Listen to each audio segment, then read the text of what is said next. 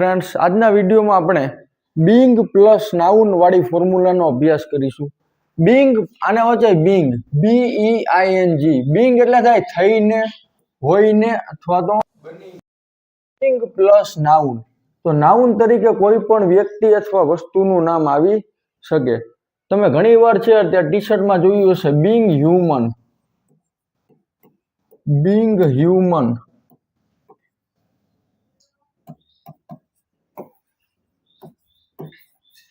human એટલે માણસ થઈને માણસ બનીને માણસ હોઈને આવી રીતે છે તેનો ગુજરાતી મીનિંગ થાય છે। આ વાક્ય રચના છે તે અધૂરી છે।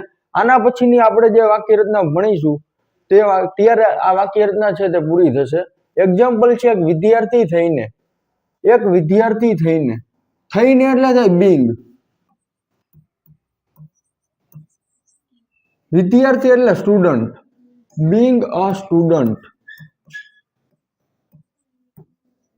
a student એટલે થાય એક વિદ્યાર્થી થઈને એક વિદ્યાર્થી બનીને અથવા તો એક વિદ્યાર્થી હોઈને પછી જે એક માણસ બનીને તો માણસને અંગ્રેજીમાં કહેવાય હ્યુમન અથવા તો મેન। અહીંયા માણસ એટલે હ્યુમન ની વાત કરી છે તો being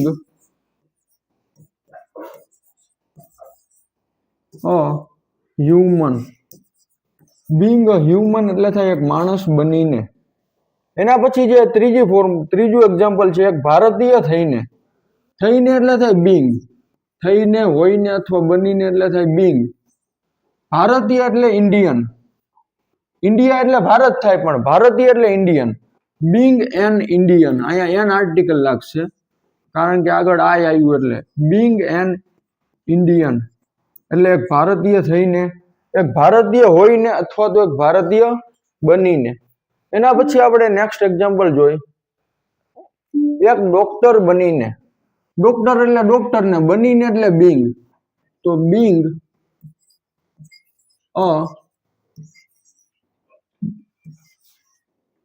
being a doctor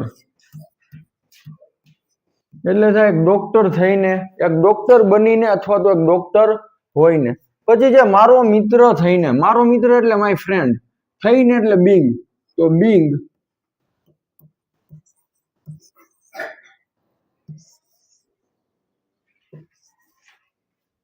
my friend being my friend એટલે મારો મિત્ર થઈને મારો મિત્ર બનીને અથવા મારો મિત્ર હોઈને અહીંયા એ આર્ટિકલ લાગશે નહીં કારણ કે માય ફ્રેન્ડ આવ્યું એટલે એક શિક્ષક થઈને એટલે થાય being BEING શિક્ષક એટલે ટીચર તો being a teacher એટલે એક શિક્ષક થઈને એક શિક્ષક હોઈને અથવા તો એક શિક્ષક બનીને। એના પછીનું જે એક વેપારી થઈને વેપારીને ઇંગ્લિશમાં કહેવાય બિઝનેસમેન તો થઈને એટલે being BEING એક વેપારી બનીને being a વેપારી એટલે બિઝનેસમેન BUSINESSMAN તો વેપારીને અંગ્રેજીમાં કહેવાય બિઝનેસમેન એના સ્પેલિંગ છે BUSINESSMAN એક વેપારી થઈને તો being a businessman। તો આવી રીતે આ ફોર્મ્યુલાનો ઉપયોગ કરવામાં આવે છે। પછીની ફોર્મ્યુલા છે formula number 10 subject plus should have plus noun એટલે કર્તા પાસે એ વસ્તુ હોવી જોઈએ। શુડ હેવ પ્લસ નાઉન તો એનું ગુજરાતી થાય કર્તા પાસે એ વસ્તુ હોવી જોઈએ। આખી ફોર્મ્યુલાના ગુજરાતી આવું થશે। આના પહેલી આપણે ફોર્મ્યુલા ભણી ગયા હતા subject plus should plus verb એટલે કર્તાએ એ ક્રિયા કરવી જોઈએ। અહીંયાથી અલગ છે થોડીક સબ્જેક્ટ પ્લસ શુડ હેવ આવશે અને પ્લસ નાઉન તો નાઉન તરીકે કોઈ પણ વ્યક્તિ અથવા તો વસ્તુનું નામ આવી શકે તો એનું ગુજરાતી થાય કર્તા પાસે એ વસ્તુ હોવી જોઈએ। તેની પાસે પૈસા હોવો જોઈએ તેઓની પાસે મોબાઈલ હોવો જોઈએ તો આવા બધા વાક્યોનો છે તે ઉપયોગ કરવામાં આવે છે। આનું અંગ્રેજી કેવી રીતે થાય તે આપણે જોઈએ। પેલું છે એક્ઝામ્પલ તેઓની પાસે પૈસા હોવા જોઈએ તેઓની પાસે પૈસા હોવા જોઈએ તેઓ એટલે થાય ધ્યેય તેઓ એટલે થાય ધ્યેય।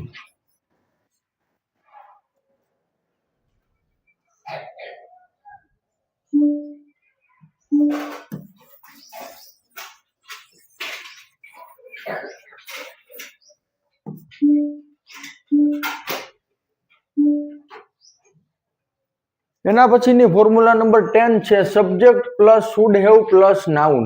એનું ગુજરાતી થાય કર્તા પાસે એ વસ્તુ હોવી જોઈએ. એક્ઝામ્પલ છે તેઓની પાસે પૈસા હોવા જોઈએ. હવે તેઓ એટલે શું થાય તો ધેય. તેઓ એટલે ધેય હોવા જોઈએ. તો આપણે આ ફોર્મ્યુલા છે should have. They should have. પૈસાને અંગ્રેજીમાં શું કહેવાય બધાને ખબર જ છે કે money. They should have money એટલે થાય તેઓની પાસે પૈસા હોવા જોઈએ.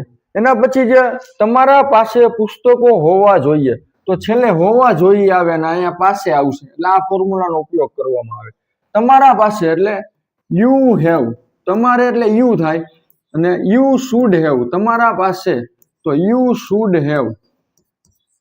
યુ શુડ હેવ પુસ્તકો એટલે શું થાય તો books. You should have books એટલે થાય તમારા પાસે પુસ્તકો હોવા જોઈએ તો એનું અંગ્રેજી થાય યુ શુડ હેવ બુક્સ. એના પછી જે તમારા પાસે થોડુંક જ્ઞાન હોવું જોઈએ. જ્ઞાન એટલે નોલેજ અને થોડુંક એટલે સમ. તમારા પાસે તો you have. You should have. You should have થોડુંક એટલે થાય some. You should have some. જ્ઞાન એટલે નોલેજ તો નોલેજ ને અંગ્રેજીમાં કહેવાય નોલેજ. જ્ઞાનને અંગ્રેજીમાં કહેવાય knowledge. You should have sum knowledge. KNOWLEDGE. You should have sum knowledge એટલે તમારા પાસે થોડુંક જ્ઞાન હોવું જોઈએ. એના પછીનું ચોથું એક્ઝામ્પલ છે તેણીની પાસે પર્સ હોવું જોઈએ. તેણી એટલે થાય સી તો આ છોકરી માટે વપરાય. C should have. She should have purse હોવું જોઈએ તો C should have a purse એટલે તેણીની પાસે એક પર્સ હોવું જોઈએ તો એનું અંગ્રેજી થાય C should have a purse. એના પછી જે તેઓની પાસે લેપટોપ હોવું જોઈએ. તેઓ એટલે થાય ધેય. They should have. આવા વાક્ય હોય ત્યારે શું ધેય શુડ હેવ કરતા પછી should have. They should have laptop એટલે લેપટોપ. લેપટોપ ને અંગ્રેજીમાં લેપટોપ જ કહેવાય. એનો સ્પેલિંગ થાય LAPTOP.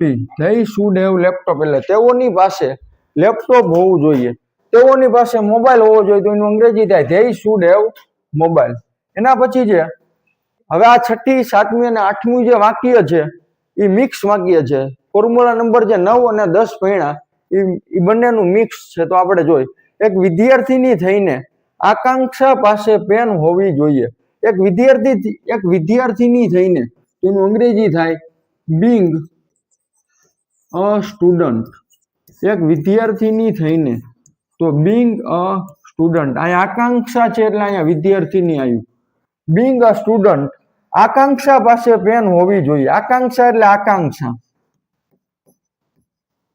આકાંક્ષા અથવા તો આકાંક્ષાને આમ પણ લખાય AKANXA. બીંગ અ સ્ટુડન્ટ આકાંક્ષા શુડ હેવ. આકાંક્ષા શુડ હેવ આકાંક્ષા પાસે પેન હોવી જોઈએ તો બીંગ અ સ્ટુડન્ટ આકાંક્ષા શુડ હેવ અ પેન.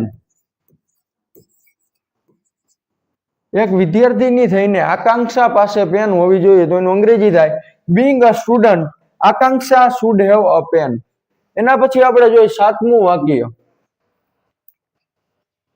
એક શિક્ષિકા થઈને તેણીની પાસે ચોક હોવો જોઈએ.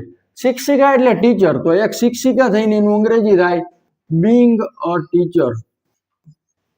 એક શિક્ષિકા બનીને થઈને અથવા હોઈને તો બીંગ અ ટીચર એટલે થાય એક શિક્ષિકા થઈને તેણીની પાસે ચોક હોવો જોઈએ. તેણી એટલે થાય સી. આ ફોર્મ્યુલા હોય ત્યારે she should have. She should have અને ચોક એટલે ચોક તો being a teacher she should have a chalk. ચોકનું સ્પેલિંગ થાય CHALK. CHALK અને ચોક વચાય. એક શિક્ષિકા થઈને તેણીની પાસે ચોક હોવો જોઈએ તો એનું અંગ્રેજી થાય being a teacher she should have a chalk. પછી છે એક ડોક્ટર બનીને તમારી પાસે દવાઓ હોવી જોઈએ. એક ડોક્ટર બનીને એટલે થાય being a doctor. Being a doctor એટલે એક ડોક્ટર બનીને, એક ડોક્ટર થઈને અથવા તો એક ડોક્ટર હોઈને તમારી પાસે દવાઓ હોવી જોઈએ. તમારી પાસે દવાઓ હોવી જોઈએ તો યુ શુડ હેવ. દવાઓને અંગ્રેજીમાં કહેવાય મેડિસિન. MEDICINES medicines. મેડિસિન એટલે દવા, પણ બહુવચન મેડિસિન્સ. તો એક ડોક્ટર બનીને તમારી પાસે દવાઓ હોવી જોઈએ એનું અંગ્રેજી થાય being a doctor you should have medicines. એના પછીનું લાસ્ટ વાક્ય આપણે જોઈ. માણસ બનીને તો બીંગ અ હ્યુમન. માણસ એટલે થાય human, HUMAN. Being a human તમારા પાસે વિનમ્રતા હોવી જોઈએ. વિનમ્રતાને અંગ્રેજીમાં કહેવાય હ્યુમિલિટી. તમારા પાસે તો યુ શુડ હેવ.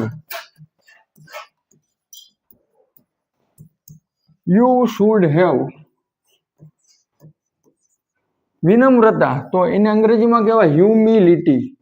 HUMILITY. એક માણસ બનીને તમારા પાસે વિનમ્રતા હોવી જોઈએ તો એનું અંગ્રેજી થાય being a human you should have humility.